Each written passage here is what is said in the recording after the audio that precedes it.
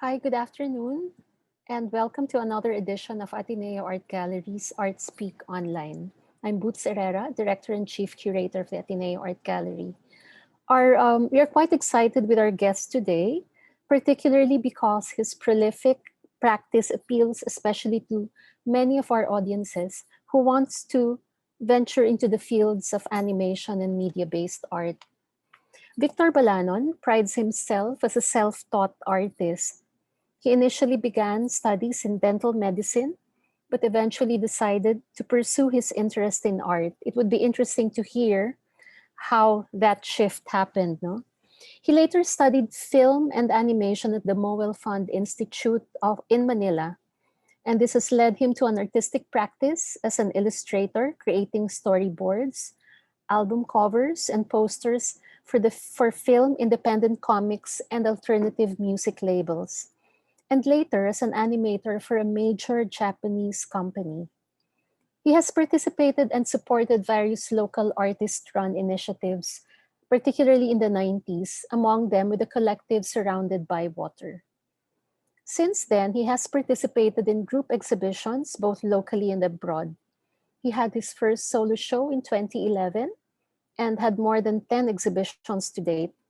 He has been featured in exhibitions held at the Jakarta Biennale, the Jewish Museum, the Museum of Contemporary Art and Design, the Vargas Museum, and the Singapore Art Museum.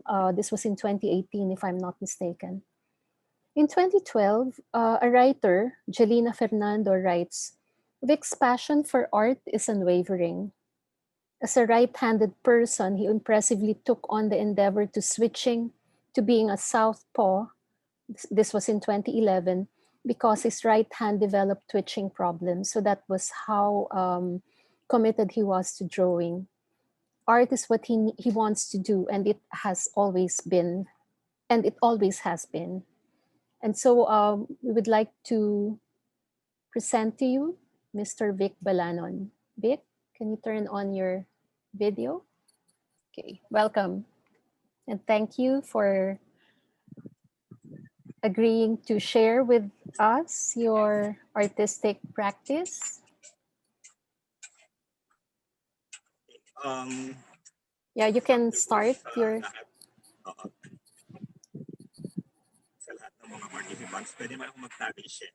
Yes, yes, of course. So ayun, gusto ko rin magpasalamat sa Ateneo Art Gallery for inviting me to talk about my art practice, about my art. So, good afternoon sa lahat ng participants. No? And I don't usually have these Zoom webinars. So, medyo parang this is only my third time. So, bear with me. Bear with me. Usually, I give talks naman, but usually it's my presence, andun yung presence nyo. So, even though hindi ko kayo nakikita, alam ko naman na virtually andyan kayo. I wish that you are all well despite sa mga sunod-sunod na nangyari this year.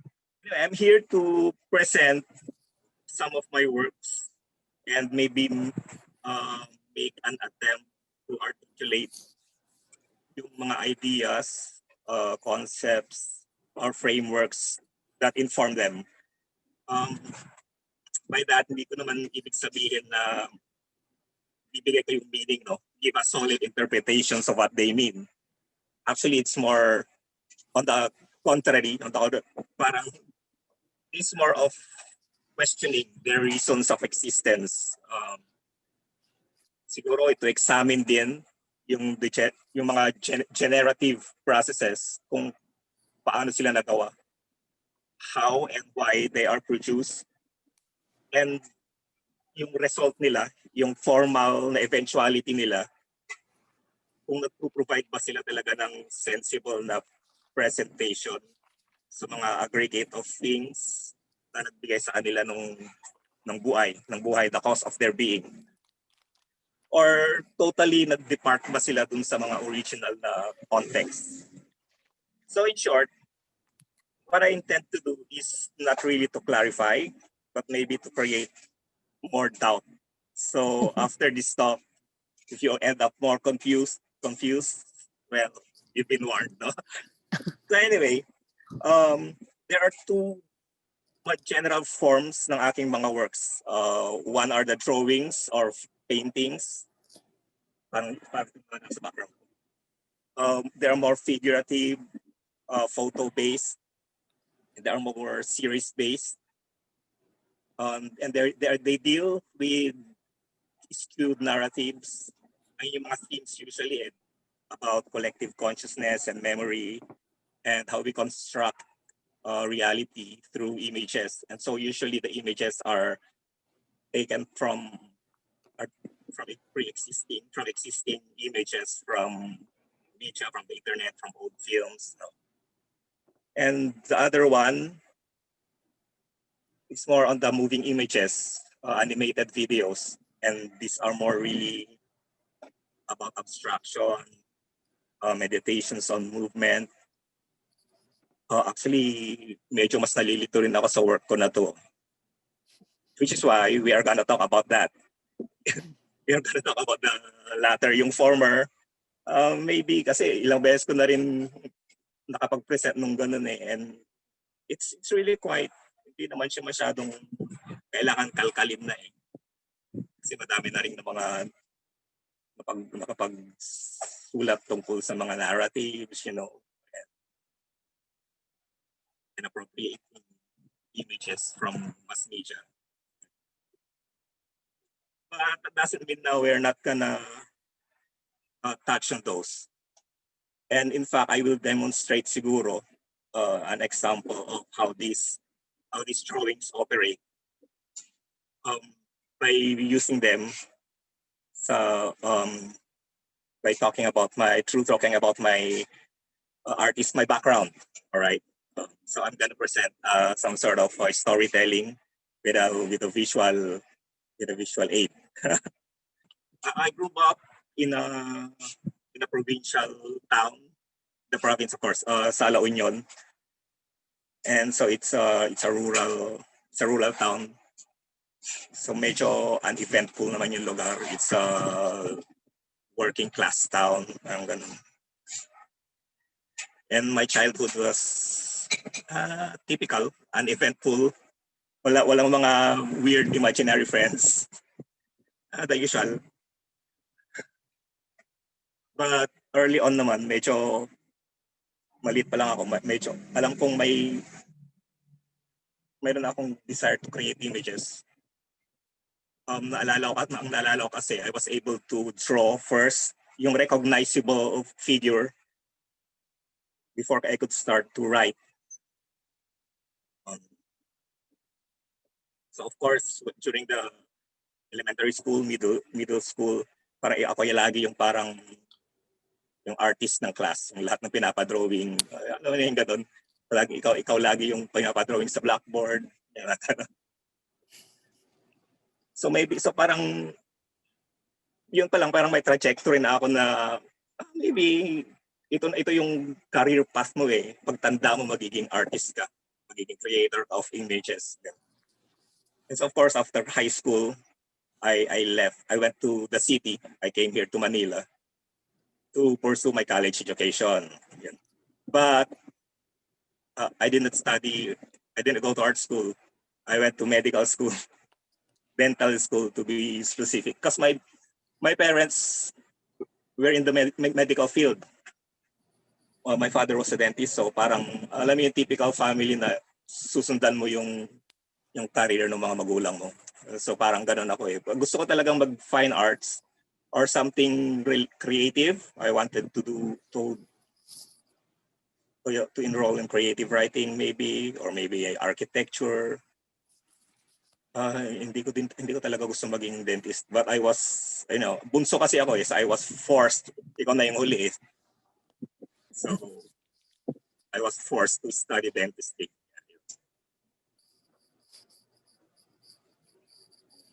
But alam mo, pag nilagay ka talaga sa lugar, sa sitwasyon na hindi mo gusto, parang torture yun eh. So while studying, parang wala talaga akong interest. I mean, the first few years, dentistry is a 6-year course. But then a few years na, mga later years, parang nawala na ako na years, parang ako na-torture na. And I imagine ko na who would want to spend their whole lives looking at other people's mouths, di ba? Oh, no disrespect to my father.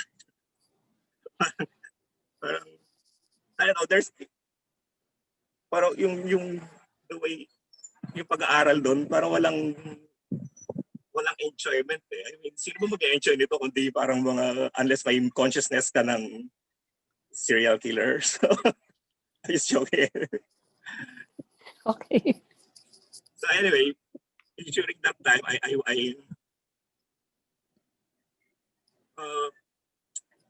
I was introduced by a classmate into the underground music scene.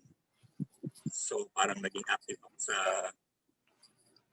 sa underground punk scene. This was in early 90s, no? And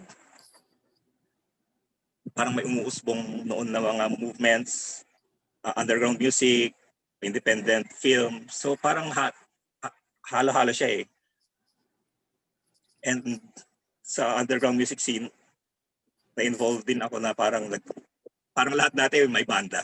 Parang ngayon pa rin naman. Pero dati mas wala kaming talent. Basta, buo tayo ng banda eh, parang ganun. But at the same time, yung we can call it maybe a semi-movement. Kasi hindi lang kami gumagawa ng music eh. It's a whole culture. Doon din ako natuto ng gumawa ng fanzines, ng scenes. Mag-illustrate, I mean, there's this whole aesthetic na parang DIY, self-reliant, kayo lang yung nagpapalitan.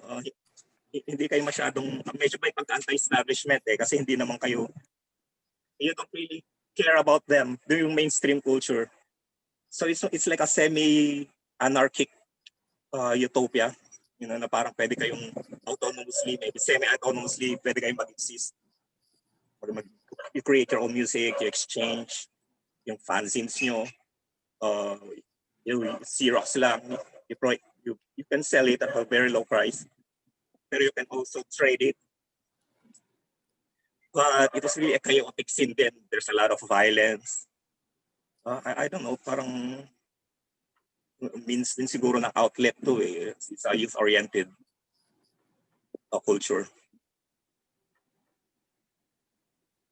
So, but anyway, I was still studying dentistry, but I was also getting involved in these other subcultures. So it was a really confusing time for me.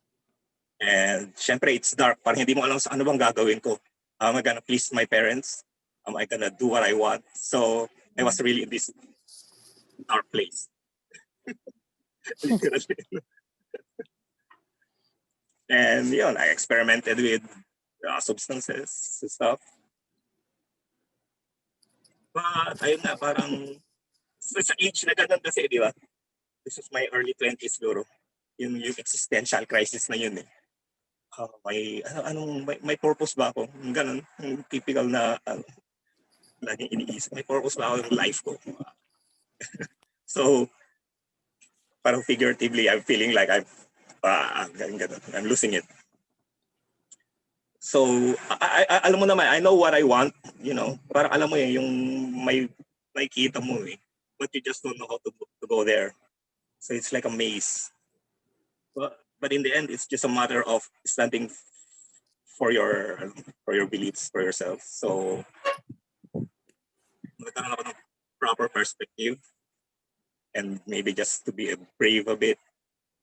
So I quit dental school. Told my parents that I'm not gonna continue my studies.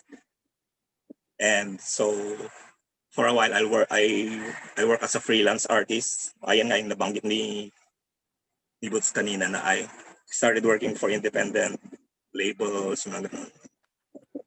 So these were years of poverty talaga.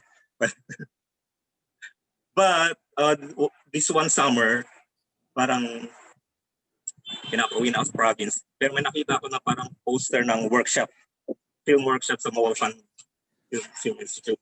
So nag-enroll ako, out of a whim lang to eh. I mean, I wanted to become an artist, but maybe filmmaker yung list na yon, siguro nasa pang-5 or gusto mag-animator pero not as a filmmaker. But the workshop was on film animation, so it was okay. Pero wala akong alam sa film language, wala akong alam sa film theory. Kaya nanonood lang ako. But yung workshop sa Mowelfund dun, grabe ang ano niya eh. Intense. It's yung parang yung na-span of 1 week. Siguro isang sem yung matututunan mo doon. Kasi during the day, my lecturers and these are practicing filmmakers. Then sa hapon, mag-hands-on na kayo. Hahawak na kayo ng film, mag-shoot na kayo. Para talaga siyang bootcamp. Bootcamp for film. Yan. So, ayun, medyo nag-shoot kami, parang ganun. Nakagawa ako actually ang requirement noon to graduate, gumagawa ka ng film. So yung batch namin na yun is tig-isa kami ng short film. So yun yung siguro yung una kong work, creative work. Yung art, pwede ka sabihin siguro na art. It's a student work. Actually, wala akong copy ngayon nun eh. And after that, pagka-graduate yung workshop na yun, sinubukan ko rin mag-work dun sa industry, sa freelance, making storyboards, usually basically pre-production sa art department ng film. Pero parang hindi nag-kick in. There's something na hindi ko yung industry, that industry is, I'm not gonna badmouth the film industry, pero during that time, medyo it's a dog-eat-dog culture.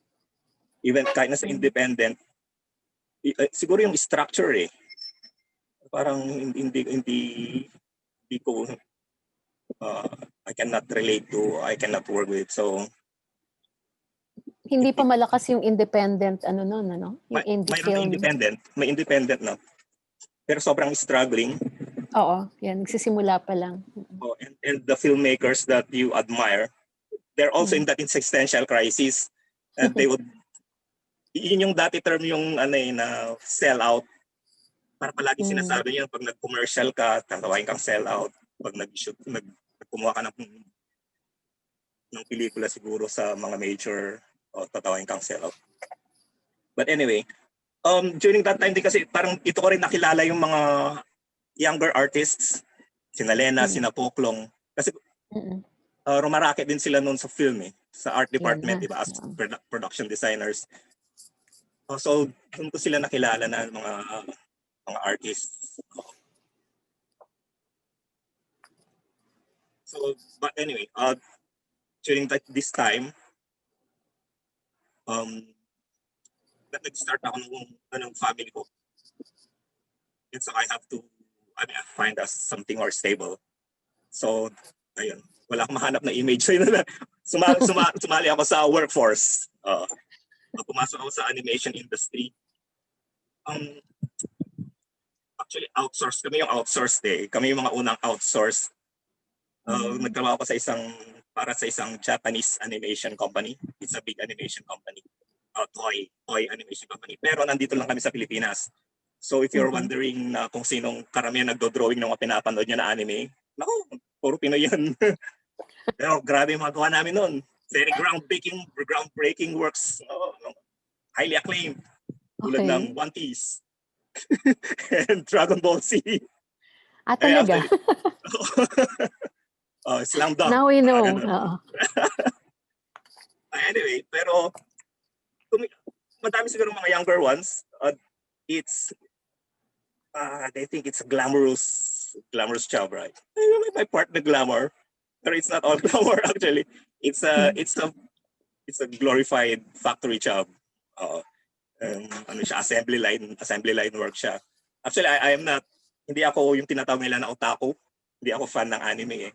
But because I was forced to study this form, that I had to watch a lot of anime.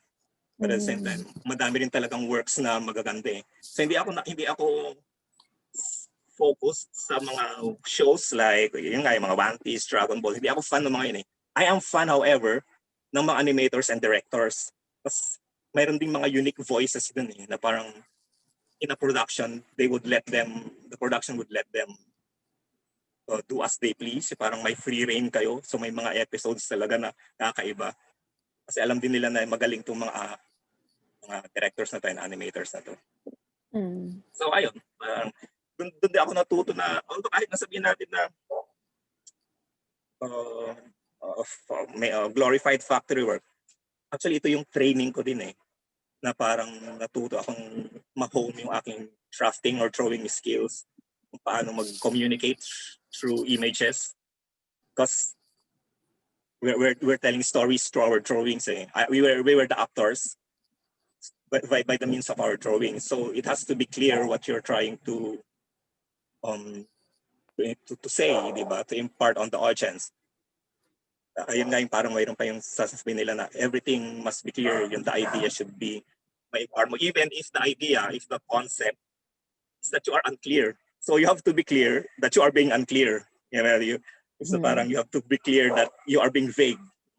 So walang room for for error sa mga ganito. At parang din to eh, ang hirap yung industry na to, sobrang the deadlines, ang rigid ng structure. Pero mas gusto ko actually ito kasi parang as is clear ito eh, walang mga rhetorics na we're making art and everything. You're artist na. No, we're just working. We're ano ba to? Hand for hire. But anyway, while I was working, tinutuloy ko pa rin naman yung aking pagpupunta dun sa art scene and sa independent film scene, no? So, medyo art groupie ako nun eh. Parang pag after work, pupunta ako dun sa sinusuportahan ko yung mga independent spaces. Tulad surrounded by water. And pagkatapos nun, green papaya and future prospects. Pero actually, hindi ko pa masyadong naintindihan kung ano yung ginagawa nila eh. Parang, naintindihan ko yung independence. Kasi galing ako sa punk scene eh. Galing ako sa alternative scene. Pero yung art eh, parang hindi ko magets na parang mag-show kayo. O konti naman yung nakakatawa. Pero at the same time, parang ini-encourage din ako nila na parang, Vic, sumali kaya sa group shows. So early on, meron akong mga allies na parang sumusuport na, gawin mo Vic, parang ganun. Tapos parang, sasayangin mo lang yung career mo dyan, kaya yung talent mo dyan sa industry na yan, sa animation industry na yan. Because in the animation industry naman, unti-unti ka naman umaangat sa corporate ladder eh. But because our masters, or our Japanese masters, are Japanese, are foreigners, di ba? Parang hanggang inabot ko rin yung senior animator eh. Parang elite ka na animator. Pero ang kasunod nun, magiging director ka na. So we were talking to our medyo closer na Japanese directors namin. Parang, so what's the next? What's next for us? You take the exam. So the exam is in Japanese. So parang walang chance for you to become a director unless you learn their culture altogether. So parang hanggang dito ka na lang eh. So at the same time, wala yun. So ayun, nag-decide ako na since may support naman, unti-unti naman akong parang nakakapag-show ng group shows lang to eh. Magkaroon din ng point na ayun, parang ito na gusto kong gawin. So iniwan ko na yung aking corporate job. So ayan, eto ako ngayon. Pero hindi ka parang kung kailan ako nagsimula, parang ganun pa rin. Parang perfect pa rin. Yung ginagawa mo. Nakapag yung ginagawa mo. Alam mo yung ginagawa mo. So ayun. So yung aking mga early works, kasi baka madaming hindi nakalam, I was a muralist. That's when I would get invited to a group show. Parang wala naman akong alam gawin eh. dahil magdo-drawing siguro ako malilit. Pero at the same time, wala nang akong time gumawa talaga ng art kasi I was working. And sa gabi lang ako makakapunta and they would invite me to. Tapos sali sa group siya, I'm gonna do. And ang immediate sa akin, dahil nga sa training ko sa animation, is to draw. Mabilis sa amin yung mag-drawing eh. Yung spontaneous na drawing lang. Mga gestures lang and then continue, slowly mabubuo mo siya. So ito yung mga ginagawa ko dati na parang, would you allow me to draw on your gallery walls? Sige. And since they are independent artist-run spaces naman, so wala masyadong ganun restrictions. So parang, talaga? You let me do this? So I would do murals, di ba? Para it's fun. So and itong work na to, wala tong culture sa street. Yung street namin, yung aesthetics namin. Oo. So yun, ganun na yung process na na parang I would have a general idea, I would have a general some sort of narrative maybe. And parang ma-ideas ako ng images, mga symbolisms ng images, and then I would slowly create them. So kung wari yung ingress is 4 days, so I would be doing the mural in 4 days. So yung parameters na ganon, maganda rin kasi parang there's no room na parang mag-digress masyado. Sa naka-focus ka lang. So medyo intense siya, labor intensive. Parang siya automatic writing. Itong image na to pinapakita ko sa inyo is, ito yung nagkaroon kami ng show sa Hong Kong, Futura, Manila. Curated, organized ni Louis Cordero and Gary Pastrana. So, parang ito yung first time ko ata na lumabas ng country out of, besides sa work. Tapos naging na parang as an artist pa. So, yung aking unang exposure sa medyo mas malaking arts. Parang ganun. Art na opening, parang ganun.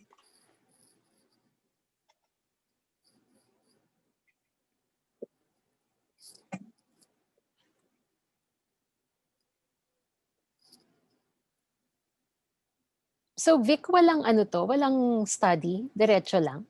Walang studies. Oo. So parang mag-mark making ka lang. Minsan parang magsisimula ako dito, start. Then punta ka dito, punta ka doon. Parang slowly na binubuo mo siya. Wow.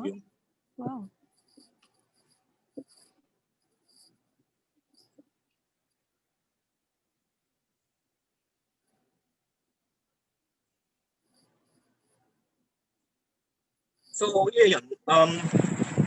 May mga ilang series yun eh. Yung title pala ng series na yun is Manifesto Destino Bastardos. Parang gano'n. Parang Manifest Destiny of the Bastards. Parang kasi yung Manifest Destiny is ayun yung ng Americans, di ba? Yung parang justification nila to colonize. Since naging colony tayo, parang tayo yung bastards ng Americans. Parang ganun. So parang mayroon din tayong sariling manifest destiny. Pero yun yung manifest destiny ng mga bastards. Parang mayroon ako parang vision na the Filipino will be great. Pero bakita mo naman yung mga itsura ng mga characters na parang mga mutants sila. So, pero hindi kami ganun, hindi kami malilinis. Yung mga scum of the earth. But we will inherit the earth. Parang ganun. So it's a sort of a science fiction fantasy narrative. Parang ganun. But anyway, madaming natuwa din dito eh. At parang may mga supporters talaga na parang, Vic, you can do this. Pwede kang maging artist. Kaya mo, kakayanin mo. So yung next na na-invite ako sa isang project ni Lian Laja for Green Papaya. Mayroon siyang curators project. The title is Ephemera of Disposable Goods. Parang collaborative project siya between Lian and between two artists then. And during that time, I was working with a close friend of mine, si Ferds Valencia. He's also an artist. Pero parang galing din siya sa street subculture, skater siya eh. Kumuha na kami actually ng isang animated film sa Mowelfund. Pero parang hindi kami, medyo collab namin yon. At the same time, yung audio is sa elemento, yung sound sa elemento. Kay ano? So parang collab yung work. So naisip namin na mag-collab din ng work. Tapos parang transition din ito. Yung mga ginagawa kong murals. Parang naisip ko na, what more could I do with these murals? I mean, yeah, it's nice that they have allowed me to paint their walls. But even that activity mismo, there's something there. There's something we could get there on that process. The process of creating that work. Hindi lang sana yung nakita nila yung tapos na. But the process itself could be, could be aestheticized. Maybe something that could be shown as art also. So we will screen yung mga results ng nagawa namin na video ni Ferds. The title is Crocagator. And then maybe we can talk later about them.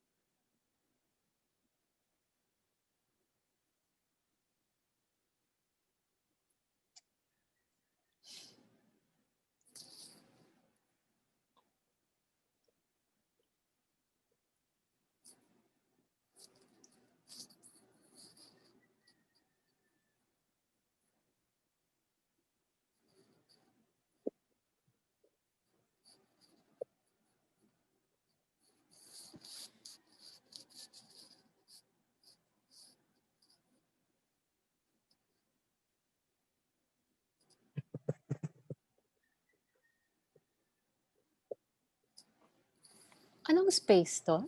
Green papaya ba to? Green papaya. Okay.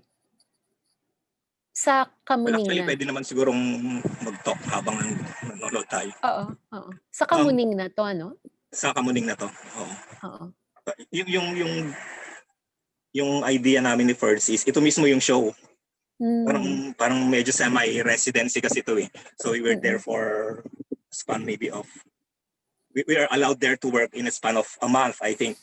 So yung idea namin is, yun yung run ng show while you're there, while we're creating this, and that's the show.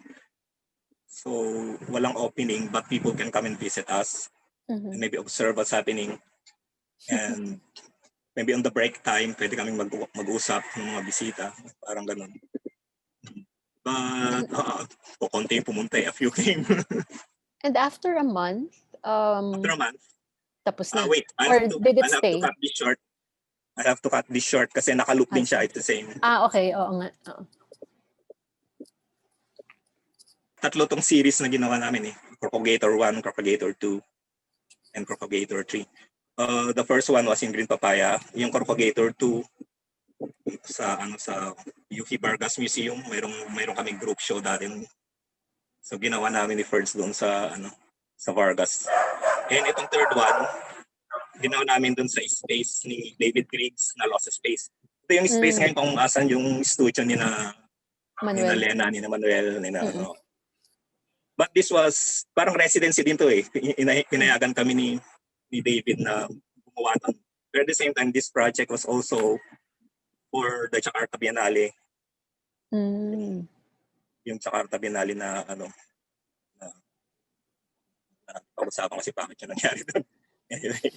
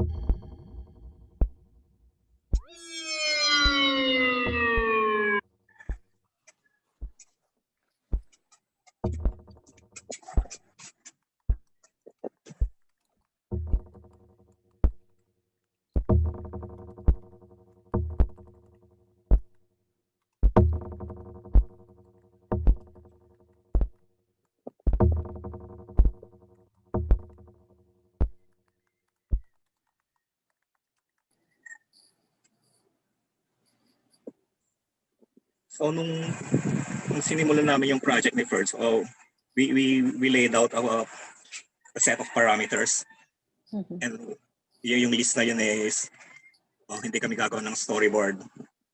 We just have a general idea of where it's going, and materials, kung ano lang yung readily available materials, or kung ano man yung mayroon doon na cheap lang, yung kaya lang namin. It doesn't have to be. Yung parang yung idea siguro namin is i-establish yung idea na kailangan mo may malaking budget para gumawa ng isang production, isang video production. But at the same time, we were also, ang dami ng ideas nun eh. We were also combining a lot of parang hybrid, a lot of stuff na parang street art, and then parang process art na rin siguro at the same time. Performance na rin. Ano may tawag nila nun? Relational art. Pero sa same time, nung time na this was in 2010, hindi pa namin masyadong alam yung mga yan eh. I mean, we haven't read about this. Parang gusto lang namin ng maglaro, yung parang yung idea namin ng artist, kasi parang outsiders kami. Parang yung idea ng artist noon is parang yung ego stroking, parang ganun, they're making you up, may myth-making. So kami, parang pupunta kami dito na dala namin yung ugali namin na punks. So parang mga asar kami, parang ganun. And the idea of mismo ng collab is to erase the ego eh. Parang walang masusunod sa atin, kung ang importante is the work. And so actually, yung process ng gawa nito, hindi rin siya nag-aaway kami ni Ferds actually. Kasi kailangan na yung constraints na yun, kailangan namin sundin eh. So may isip siya, may isip ako na gusto kong gawin siguro. Pero we have to edit out. Parang, no, it's not, hindi siya pasok. We will take a long time. It's too late. So laborious. Parang madidelay lang tayo. So i-edit na namin yun. Or yung kailangan yung constant communication din nito. Kasi yung process namin nun is, dalawa lang kami nag-work eh. So when he is animating, ako yung nag-shoot ng camera. And if you have noticed the videos, gumagalaw yung camera. So I'm also animating the camera like frame by frame. I'm gonna shoot what he has made. Mhm. Then gagalaw uli siya, gagalawin ko yung camera, shoot ko. So yung communication na first saan to pupunta, saan yung figure mo pupunta. Tapos minsan yung, alam mo yung, dahil nga naka-focus siya, naka-in the zone siya, hindi siya nagsasalita, parang communicate. Yung camera nagsasalita. Okay, but anyway, itong photos na din, yung na-collect ko ng mga photos na to, medyo half collab din siya. I mean, hindi half collab. Collab din siya kasi may mga dumating na friends who are taking photos. Pero kasi kami noon, hindi kami nakapag-document eh. Kasi isa lang yung camera ko na parang isang cheap na digital camera pa. Wala pa kaming DSLR noon. So wala kaming second camera to document what we were doing. So yung mga friends who came, who took pictures, so I asked them, can I borrow your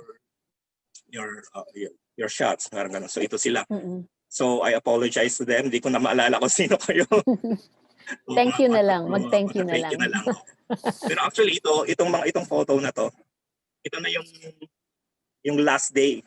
So the last day is the sort of the opening day. So kung makikita mo, ito yung parang showroom ba or yung saan? Ito yung gallery space ng Green Papaya. So ito yung gumawa rin kami ng parang installation, which is actually the result of the work of the things we have shot. So parang ito yung mga remnants or the materials that we have used. So nilagay din namin siyan as some sort of as an installation. Tapos yung black na yon, may room pa doon. Doon naman naka-screen yung video. These photos are on the second one sa Vargas. Bukas pa dati yung sa ilalim. Sa basement. Sa basement, oo. Actually, interesting yung basement space na yan. Ang sarap mag-ano doon. Maglaro, no?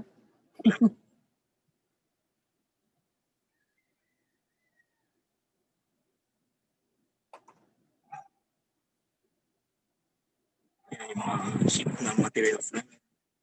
And kung mapapansin nyo, parang yung motif ng Running Man, palagi siyang lumalabas sa work. Dito ata yung unang simula eh. So, I would talk about that later. Pero ito yung I was going to ask you about that eh. Sa kabila. So, sa isang unang room, under yung installation. And this naman yung parang, this is how it was made. Or vice versa, parang gano'n. The result of that is because of this. But anyway, may photo ako dapat ng musicians. Ito, since wala kaming alam sa sound, napanyo naman kanina na walang sound, di ba? Nag-invite kami din ng dalawang sound artists, C.D. Roger and Eric Kalilan. Parang nag-collab din sila sa parang live na soundtrack. So naka-loop yung video, naka-loop din sila. Nag-play doon. So, ginawa talaga namin na collab, parang network of things. Parang may mga trajectory na kayo na mag-photo, kayo na mag-sound, kayo na mag-ano. So it's not just us. So yung pinalabas ko, parang kulang yun eh. Hindi yun actually yung boom. Yung boom is yung medyo tawagin na rin natin yung community friends who came together to help.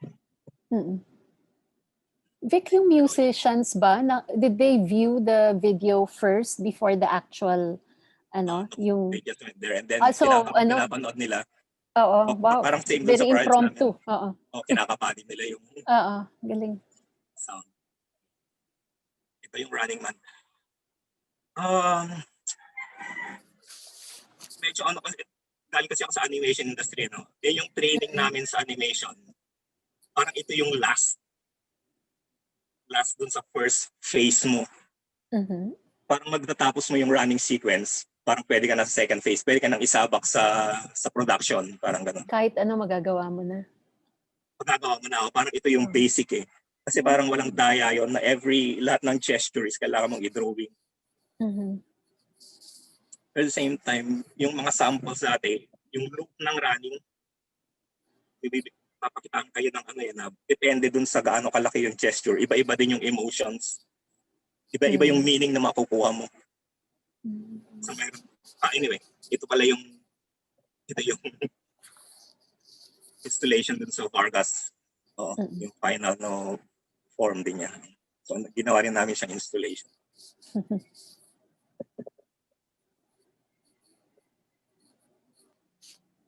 Hindi ko rin actually alam kung ano yung, kung mayroon ba siyang meaning para sa akin. Pwede naman, madali namang lagyan ng, Gawan ng meaning. ng meaning. Pero sa akin kasi parang naging habit siya. Mhm. Parang yung palagi yung kailangan mong gawin, running na yun. Pagkatapos nito, dapat ito i-expand pa namin eh. Na parang baka pwedeng maging team na kami na animators. Who's gonna be working together. May musicians na. But si Ferds kasi, nagkaroon siya ng health problems. He suffered multiple strokes. So ngayon, medyo nakakalungkot ngayon nangyari din sa kanya. Hindi niya natuloy yung pagkagawa niya. Kasi ngayon hindi na siya makagawa eh. He's incapable of working, of doing work. Oh yeah, I remember Deep meron cover. ako nakita mga posts so na ano. At that time, I was working with appropriating images. Yung mayroon akong ginagawa doon na ano eh, na losing the plot on the grand scheme of things. Parang kukuha ako ng mga similar yung visual motif from film, then pagsasama-samahin ko sila. So parang I'm separating the image from its context, from its narrative context, and then joining them to make a formal, some sort of formal comparison lang. So yun, may common theme lang, railroads. Pero itong time na yun, hindi pa masyadong uso ang memes eh. Anong year ba itong simulan ko to? Tsaka yung mga ganito, yung pagka-archive. Kasi ngayon, ang dami na gumagawa dito sa internet. Kaya ko rin tinigil eh. Parang, okay, they're doing a better job. And this one, nauna ka. Papakita ko mamaya yung accompanying na video nito. This one is from two separate films. Parang ito yung from the Cold War era to eh. Ito from a Russian to from Tarkovsky. Ito naman Hitchcock. Marami ako nare-recognize na Hitchcock scenes. Kanina pa, sa umpisa pa lang. May homage to Ingmar Bergman. Hitchcock. Ito actually, nagtataon na ito yung time na mga elections noon sunod-sunod. Nanalo si Trump, nanalo si presidente natin. Nila pala, natin, whatever. So parang ito yung eksakto nung sinoko nito, parang, oh my God. Yun ang pakiramdam. Ito yung pakiramdam mo. Hanggang ngayon hangin. No? Oo. Hangin, yan, parang ganyan. Yan tayo ngayon. But anyway, pinakita ko kasi yun, kasi yung motif ng Running Man,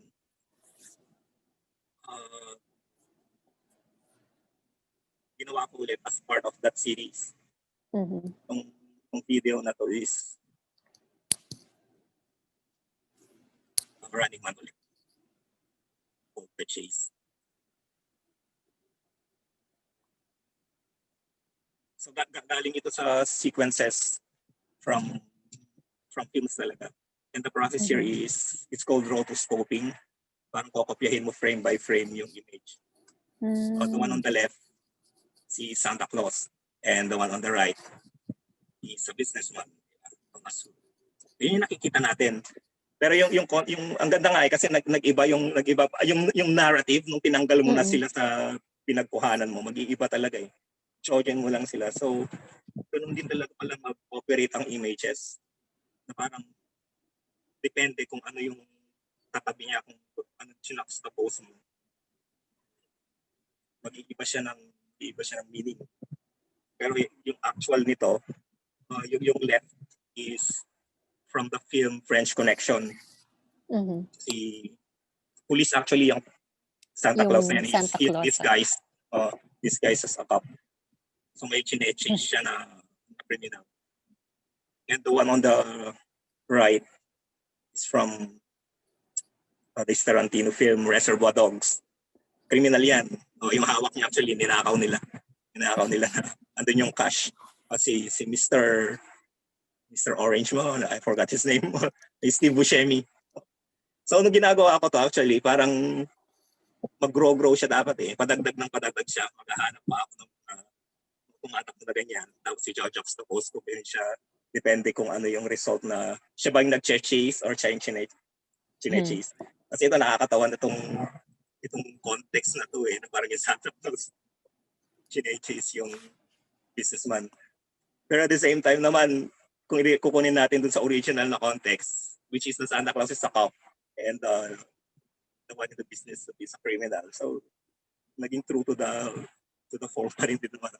But anyway, hindi natuloy nga to kasi yung ganun, yung time na yun, ang dami na rin gumagawa ng ganyan sa internet.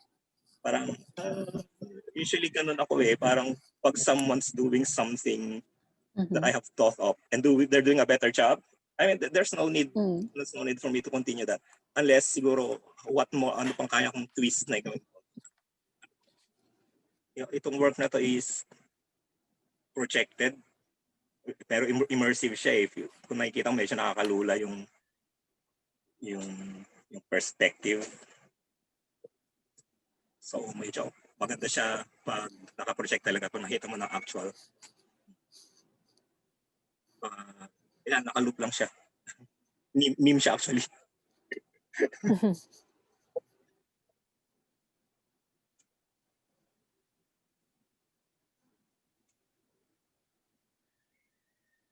Plus, okay.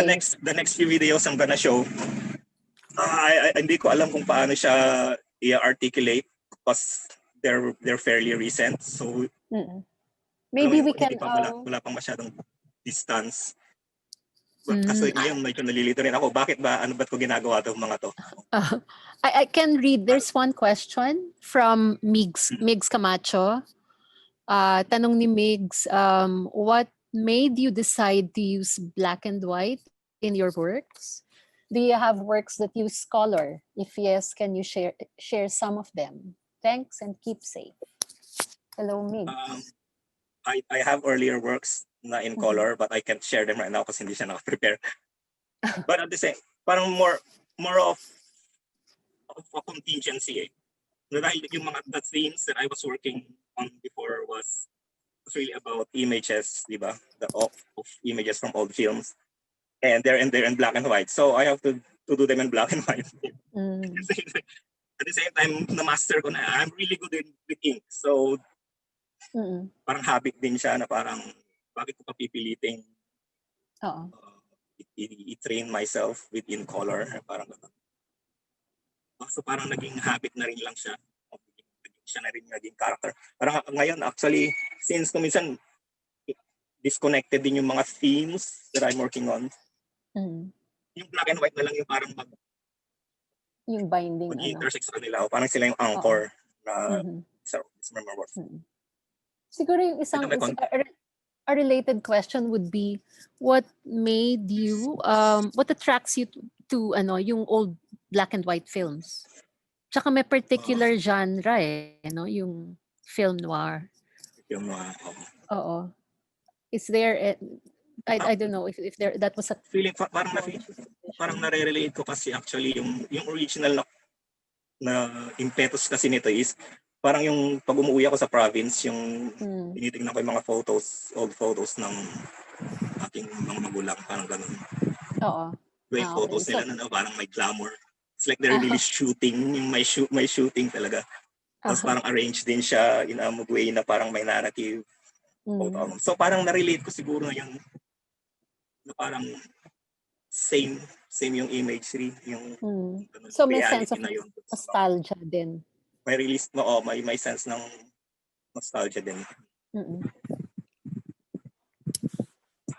Are you meron kang i-share pa no na videos? May time pa ba tayo? Yeah, meron pa. Don't worry. We're still good with the time. Sige lang. It's only 3:11. We have 45 minutes. Pero may Q&A tayo mamaya. So, siguro mga 15 minutes or 10 minutes pa siguro. Okay, sige. Ano ko na rin siguro. I-skip ko yung iba. Oo. So, habang nag-aano tayo, for our attendees via Zoom and Facebook, please send us your questions. Oo, parang kompleto na yung barkada mo nandito sa Facebook. Nakikita ko yung mga pangalan. Thank you guys. Si Mig, si Lena, Bembol, MM, si Louie, nakita ko rin yung pangalan. Rain,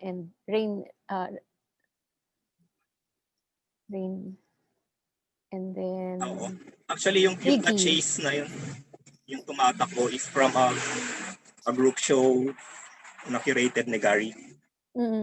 Ghost Chase, Ghost. Kasama si Bembol yun, tsaka si Rain. Alvin Safra also. Okay. Apat kami nun. But anyway, parang yung mga work namin ni Ferds, parang gusto namin ipasok yung culture namin from the outside, inside the gallery, di ba? Yeah. But ganun din naman ang studio work. Parang gusto kasi namin sigurong i-shake, buwagin yung status quo ng enclosed space. Parang ganun, pero ganun din naman ang studio work. Yung palagi kang nasa kahon. Parang nakaupo ka, nagpipinta ka doon. Parang you're detached to the outside world. Gusto namin i-break yun eh. Although kahit na siguro yung themes mo and the things you're reacting to are from the outside, you're still making it inside your studio, di ba? May time na nahilig ako sa pagbisikleta. And one of the reasons siguro is dahil sa dysfunction sa city living, specifically yung traffic. How we move to the city, yung structures natin is hindi maganda, so something's not working, di ba? So habang nagbabike ako, parang medyo kailangan mong maghanap ng ng logic para makasurvive ka. Ang chaotic niya, pero kailangan mong maghanap yung logic niya. So parang nakikita ko yung mga structures, parang ganun. Nahihinahil ko na, ito yung these are readily available materials, di ba? Na pwede kong gawing art, pwede kong i-aestheticize. So, mayroong technique in animation na ang tawag is hyperlapse, where we're shooting. It's masyado siyang technical. Pero mag-shoot ka ng similar objects. So, nag-shoot lang ako, nag-shoot frame by frame. Okay, so siguro panoorin natin yung unang project na nagawa ko dito. And para hindi na lang tayo mag-waste ng time, maybe I can talk while you're watching it.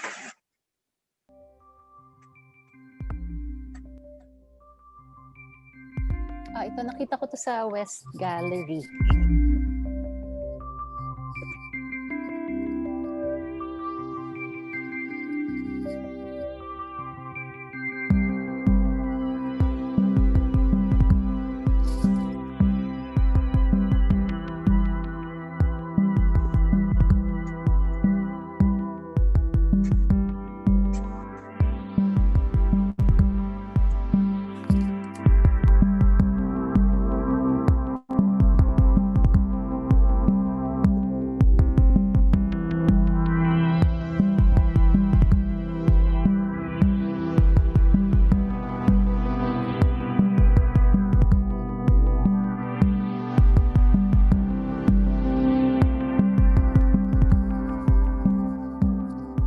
So, ayun. So anyway, yung ginagawa ko to, yung wala talaga conceptual framework. Parang yung drive niya is create something lang out of these ubiquitous objects na nasa kalye. And I was trying to figure out may sense ba, may rationale ba? May baka mayroon namang plan talaga. Mayroon namang urban planning talaga. Kailangan lang nating hanapin na yung logic nila, di ba?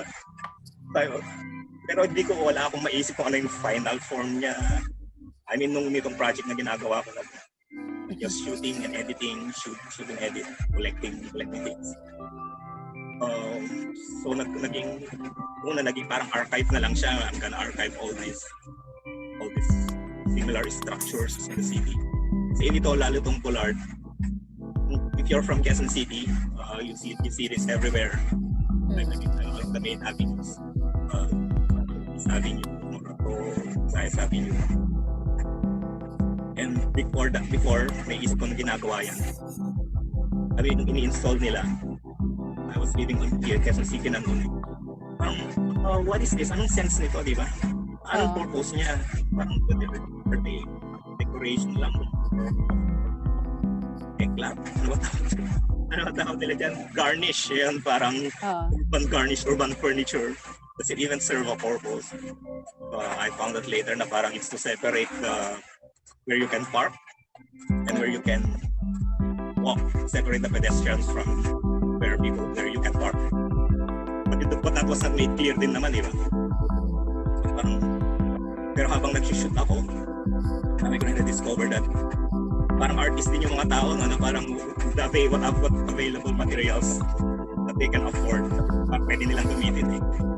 Parang mutate nila, parang may mga tao talaga na parang kunwari may business na may kaharap yan, ginagamit nila yung Bullard, itinturahan nila yung kulay ng kanilang establishment or gagawin nila part ng structure ng kanilang, ewan legal yun, pinayagan nila, kung pinayagan sila, I mean ginagawa pa nilang sampayan. Iba na ako.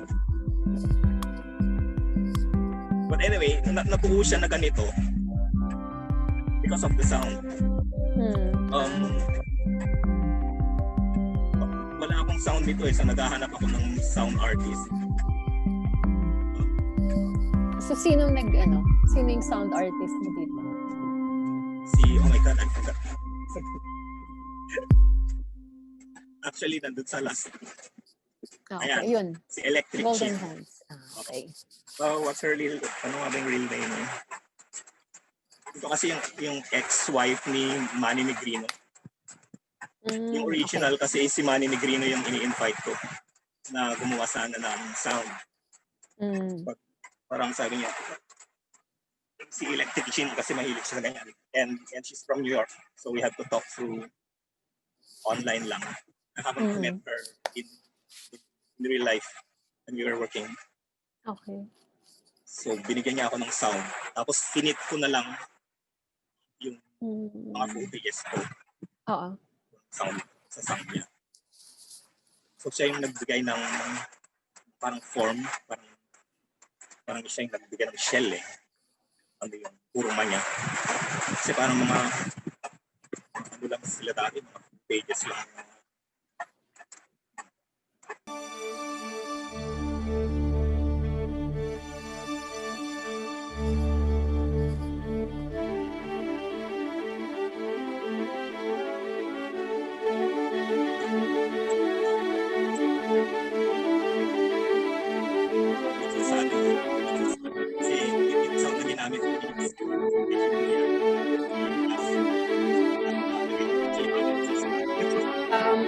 Medyo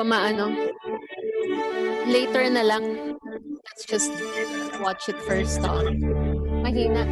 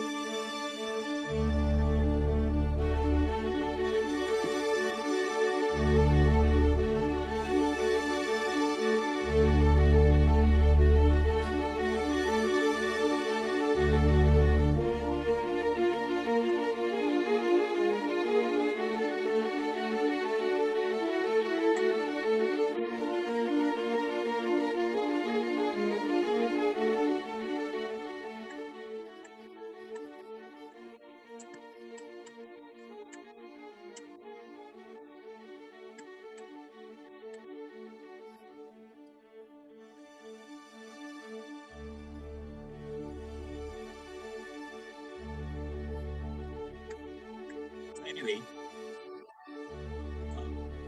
gusto ko yung mga combination ng or I think start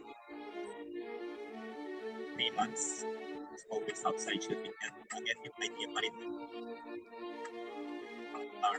Vic, medyo pictures. choppy yung sound mo.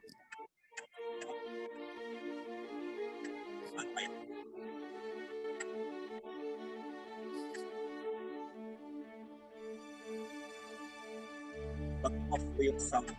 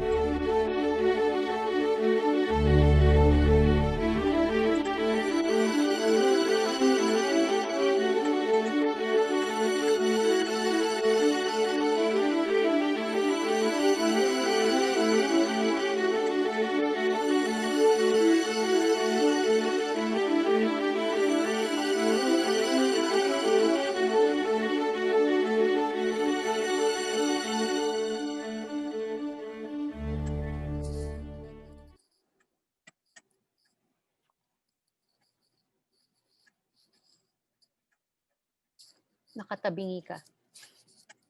Ayan. Okay. Sige. Nagkarangal pa rin. Kaya. Medyo eh.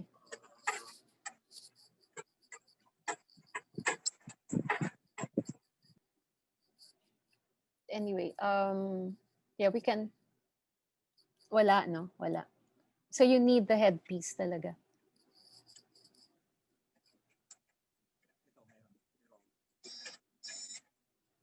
Mahina yung audio mo, yung sound. Ayan. Pero parang pa rin siya, no? Medyo. But, oo. Hindi ko alam if it's your connection or... But anyway, let's go to some of the questions. We have some comments and questions here. Well, there's a question from Diane Ginto. I'm not sure if how you would answer this, and you're still at a very young age, no? How many pieces of art are produced by artists in a lifetime? Nabasa ko na actually. I can't answer that. I don't know. Kasi di ba yung the old masters, may mga old masters na sino ba yun yung 10 lang ata yung painting niya. Oo. Pero lahat from 10 meron naman hundreds or even thousands. Or even thousands. Siguro the more para sa akin, the more important question is until when are you in your life until when are you done? Can you be productive? Is there an age that titigil ka na? So ito lang sinabi kong start. I'm not really going to give answers. Medyo open ko rin for conversation eh. So, di ba? Hanggang mamatay ba tayo, artist pa rin tayo. Pero sa akin, ayun actually yung na-envision ko eh. Parang sino nga ba fellow artist dati na nagsabi na parang matirang matibay. Parang when we were younger kasi, di ba? And then we're our purpose. Actually, medyo ako middle age na ako nagsimula ako sa art ko eh. So, yeah, I know. Tawag doon, late bloomer. Late bloomer, yes. Pero kung nasa age ka na parang medyo mid-career, saan hindi ka parang established. And nakikita mo yung mga younger sa iyo na parang lakang parang napili mo unfair. So kung minsan pag nagkwentuhan ng mga older artists, usapan yung ganon, parang hindi fair. Parang ganon. Pero parang may nag-comment sa akin dati na, Vic, tagal na tayong gumagawa nito. Kira matibay lang yan. Yan natin after a few years, kung sino pa rin yung gumagawa ng art. So yun, parang yun talaga. Ano na yun. Ito yung purpose mo talaga. So yun, mga rhetorics na ganito. I guess related to next question, what is the ultimate point about your art and what makes you do it? Very no? There's no point. There's no point. Maybe just to do something. I mean, parang magkaroon ka ng activity. I mean, mapupunta kasi sa dark to kung sasabihin ko talaga kung ano yung nasa isip ko, di ba? Parang, alam mo yun, na parang, sa akin kasi parang kailangan mo ng activity. Parang magkaroon ka ng purpose. Kasi purposeless din naman ang life mo, so you create that purpose. Ano ba yan, nagiging cliche na lahat yung sinasabi ko. But anyway, pero ganun talaga siya. It's cliche maybe because it's true. But to me, it's more of that activity of being able to discover things. I like to think it as you're thinking with hands. While you're working, you're discovering things. Pero I think what you mentioned earlier during at the early start of your presentation, how parang you realized that dentistry was not for you. You started questioning the direction. I think that's an important phase, no? An important point for especially for young artists, young people, no, who are still thinking of the directions they're going to take. Because it's for you, it's not as if you immediately decided on it, no. You spent some time sa dentistry. So, yung isang tanong ko, being a self-taught artist, do you think that has to do with kasi yung spontaneity ng process mo, do you think that's a factor? The way you work, your mode of creating. I think so. Kasi I'm coming from a different place din. Hindi ako walang nag-mentor sa'yo ng early on yun. This is how it's supposed to be. So parang yung searching din ko rin ng paano ba gawin ito, di ba? Parang yung process na yun, na-discover ko din lang. Pero ngayon hindi naman, I'm no longer innocent, di ba?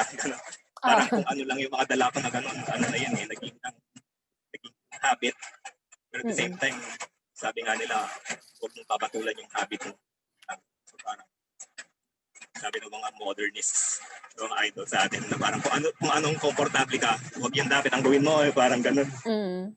Parang counterintuitive siya di ba? Parang, so kung minsan, sinusubukan kong gawin yung mga things na hindi ako komportable. Which is actually, yung mga recent ko na mga works, napaka-komportable ko talaga kung gawin ko mga pero out of contingency din na parang gusto ko na rin kasi gumawa ng paintings or drawings that are not appropriated. I wanted to make something cinematic pa rin, like I'm shooting something, but something that an image that came from the past, but something that I have reinterpreted and made, parang remade. But since ako lang naman mag-isa, wala namang assistants, and I can't afford artistas or actors to gawa tayo ng ano dyan. Parang napilitan ako mismo yung gagawa. Cameraman, ako mismo yung actor. So I made some paintings na parang ako mismo yung so these are not to make a distance yung ganun. Gumawa talaga ako ng persona So gumawa ako ng costume niya, parang ganun. Sige. Vic, meron lang tayong technical issue. Let me just see. Can you switch your mic? Because you have two devices. Baka yun yung reason why there's that yung noise dun sa pag nagsasalita ka. Vic, did you hear me?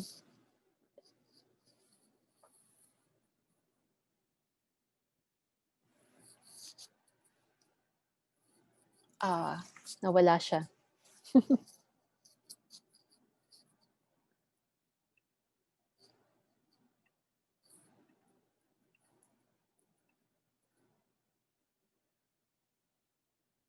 Nagsasalita ka ba?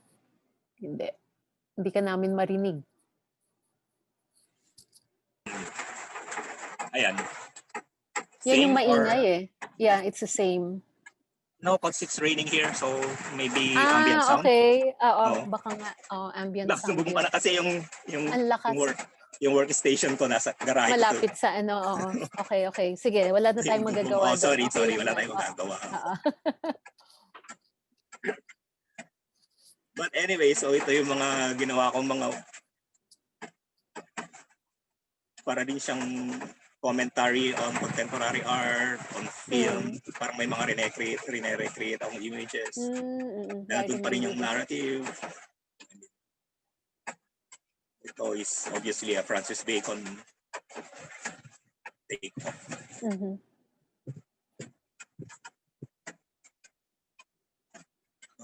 Tama ba? Yung sa Singapore Art Museum, yung Running Man doon, ikaw na? So ayun, actually, we can screen that tapos. Yeah. Medyo ayoko talagang, medyo hindi naman ayoko, pero I feel there's something, I feel a bit cringe watching myself, so I cannot I can understand. So let's see if I can, and medyo underdeveloped siya in many sense of the word, yung video na yun. Because I was rushing when I was making this. I was transferring from one studio into the studio where I am now. So habang lumilipat ako, sinushoot ko tong video and yung deadline medyo malapit na. Kasi hindi ko nabuo yung framework. And I was trying to put ideas or try to represent ideas na sobrang madami. It's gonna be an homage to early filmmakers, Camillas, it's gonna be a commentary on modernism, ganon. So parang sobrang dami na hindi ko man na-edit out. At the same time, ganun pa rin na mag-shoot ako na walang storyboard. I just start working and animate and then i-stitch ko na lang yung mga images na aking na-shoot hanggang tapos na yung aking bed. So anyway, this is for a group show na invite ako ng, sa akin ba yun? Oo. Yeah, wala na. Sorry. Na-invite ako ng Singapore Art Museum for a group show called, yung title is Cinerama. I think it's Cinema and Contemporary Art in Southeast Asia, parang ganun eh. And this was in 2017. So anyway, ito ating first time na mapakalabas ko to online kasi hindi ko pa siya sineshare. So medyo hindi ko alam kung ready. The title is The Man Who.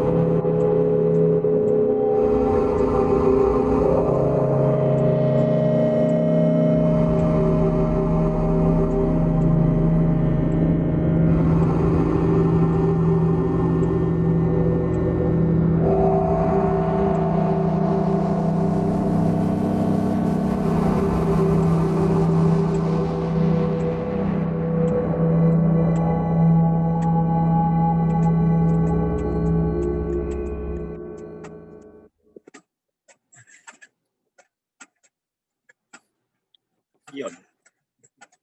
So this is the first time you screen this here in Manila, online.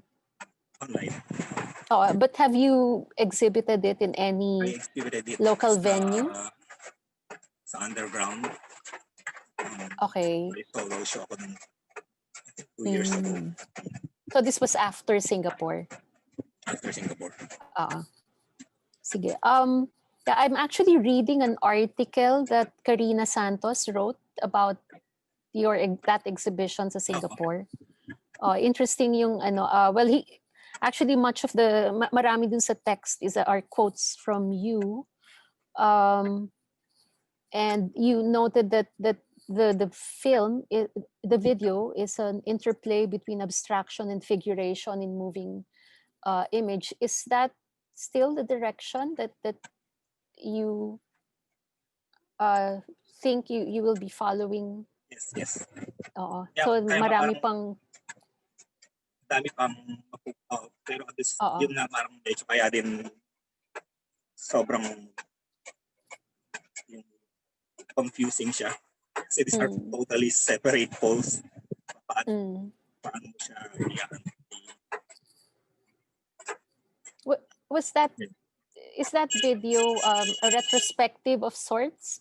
Kasi parang nakita ko elements from previous parang pinagsama-sama mo, no? Actually, ganun din naman ako mag-work sa videos. I mean, I appropriate images, di ba?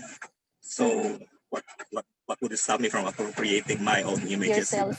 And at the same time, ganun din naman yung parang idea of a remix.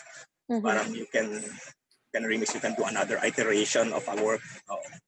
Then you take it, create something. Juxtapose mo lang sa ibang images. Magiging ibang content. So,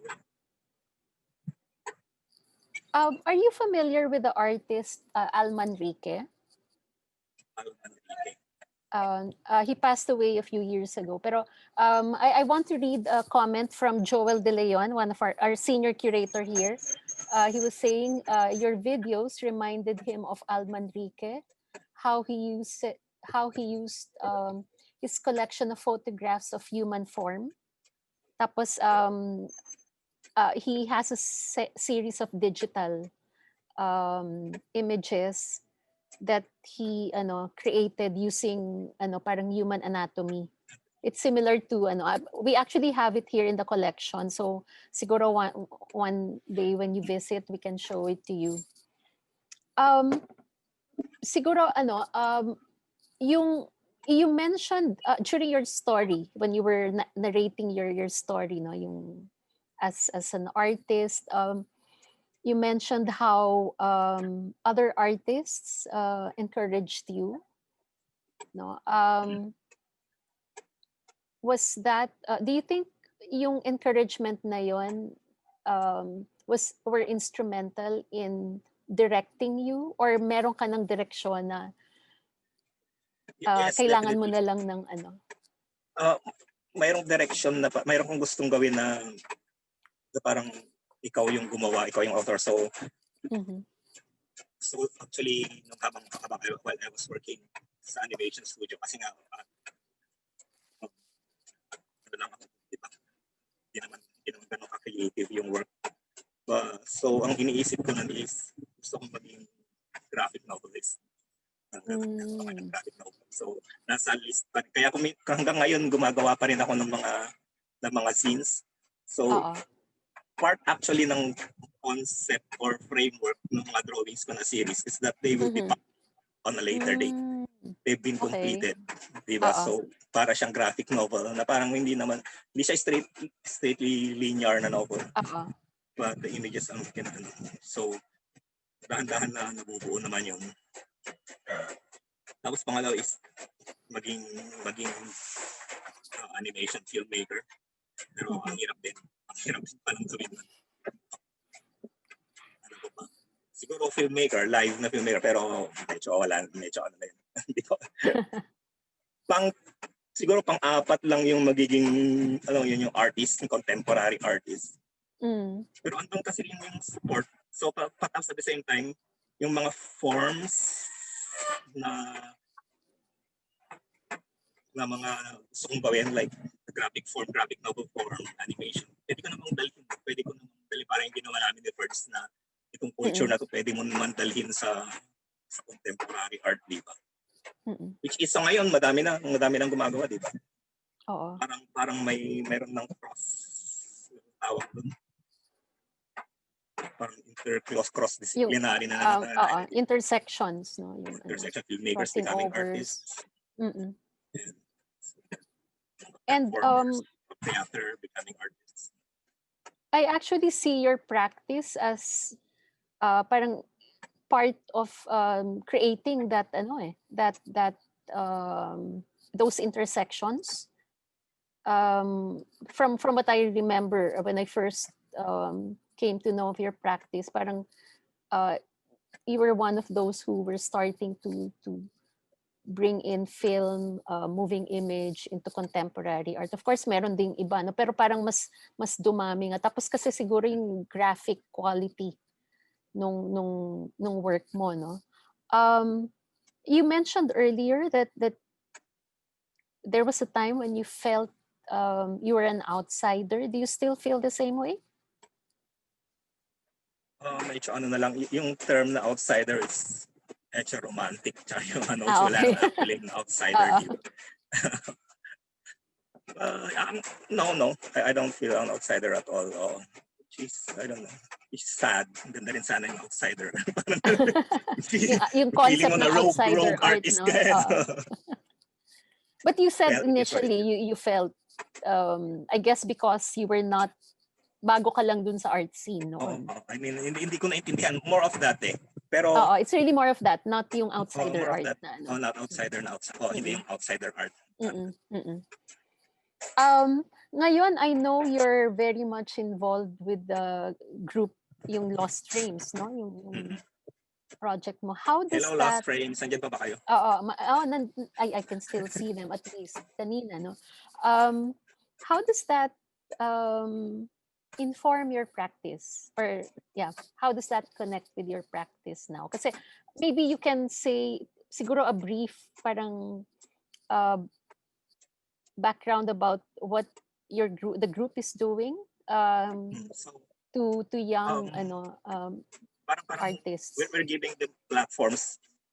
Sana si Coco na siya palagi nagsasalita ng We're giving platforms dun sa mga artists who work with moving images. So usually wala silang madami online, YouTube I guess, pero iba naman dominated ng mga YouTubers and everything. So and at the same time to give room for discussion about these works, a more extensive understanding siguro, conversation about this work. So it's two-way actually, and parang we're learning from each other and support each other. So para siya actually support group for for mga video moving image addicts. So kailangan natin ng pick. Parang Anonymous, Alcoholics Anonymous. Hindi, kunwari lang. No. Pero I know you serve good food. Ang problem namin ngayon is because of this pandemic restrictions, and we cannot have one of the frameworks kasi ng Lost Frames that we should come together parang sa community. I mean in real life, parang mag-usap, parang may presence talaga nandun ka in real life. So medyo ewan kung matatawag natin old to na conservative to na tradition. Marami siguro magsasabi na pwede naman tayong mag-talk online. Oo. Well, siguro for now, pwede. Kasi namin yung sense of community eh. Now, we're gonna be here together, we're working together. So, yun yung isa sa mga challenges namin ngayon. At paano namin siya susolusyonan para nagsasagot. Which is, na-realize ko na hindi lang namin problema. Ganun din ang art scene ng mga galleries. Pero right now, they're trying to cope na we're having shows, so at least bumabalik na. But we cannot still go there. And sometimes kasi ang openings is it's a celebration eh. It's a time for celebration. We go to congratulate, di ba? And so to socialize, to talk, communicate with friends, to see friends, di ba? And so wala na yun eh. So ngayon, anong gagawin natin sa ating spaces na yun? Parang kulang yung parang mag-show tayo tapos ipapalabas na lang natin digitally. So so I guess we should work together. Paano ba natin to? And yung actually kaya ko pinalabas yung mga earlier works ko, parang ko din itong in-offer na parang we can do this maybe. Na parang make our spaces or gallery spaces for activities na lang na, di ba? We can show naman our works online na sa ginagawa natin.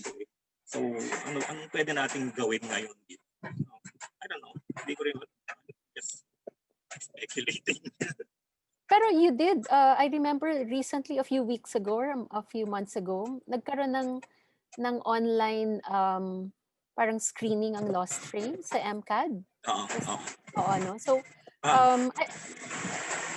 I guess, we can do it ngayon kasi yun yung feasible na na mode of interaction, but I'm sure eventually after 2 years, who knows, pwede na. Sana, no? 1 year, medyo yun, that's too optimistic. Pero but I guess for small programs or get together. And then you can do a Zoom na nandun kayo, and then with yeah, maybe you can explore the possibilities. Medyo nasanay kami kasi sa parang tulad nito ngayon, di ba? Yung Zoom, ang dami kong... So, medyo bobo kami sa technology. Or hindi naman sa bobo kami sa technology, we're just too old to learn it pa, dadagdagan pa. We just spend our time conceptualizing our works. Or rather than pag-aaralan ko itong software na to. Kaya naman aralin ito. Konting, well, I felt the same way. Yung mga mas younger, tulungan nyo kami. Yeah, you can do that. You can ask them to parang get together with you, tapos explore yung possibilities ng Zoom. Baka nga may magawa kayo a creative work through a Zoom session, 'di ba? With among yourselves, and then so you can record the output of this one. Chat. So teka, let me check with okay, I just want to read some comments. A listener through Facebook wrote this. I think it was when you were talking about how you were animating the Running Man. Same animation method used in Aha's Take on Me music video. Nahahalata ang nade-date tayo ngayon, no? Pero 'di ba medyo bumabalik din sila. And then from Lena, I think she wrote this much earlier. Ayos sa visuals. Naalala ko tuloy yung kanta ng Little Shop of Horrors, Don't Be a Dentist. Yeah.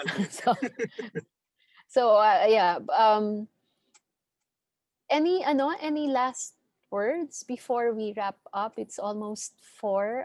Maybe especially for young artists. Yun yung isa sa mga Thank you for wasting your 2 hours listening to me, watching. Sana na-entertain kayo kahit pa paano. But I don't know, huwag kayo maging artist. Maging gumawa kayo ng career nyo na something na makakatulong, maging social scientists kayo, anthropologists, geologists. Talaga? Yan ang last word mo? Kung wala kayo, gusto nyo talagang maging artist. Wala akong advice. Tignan nyo ako ngayon, di ba? Gusto nyo bang maging ganito? Why not?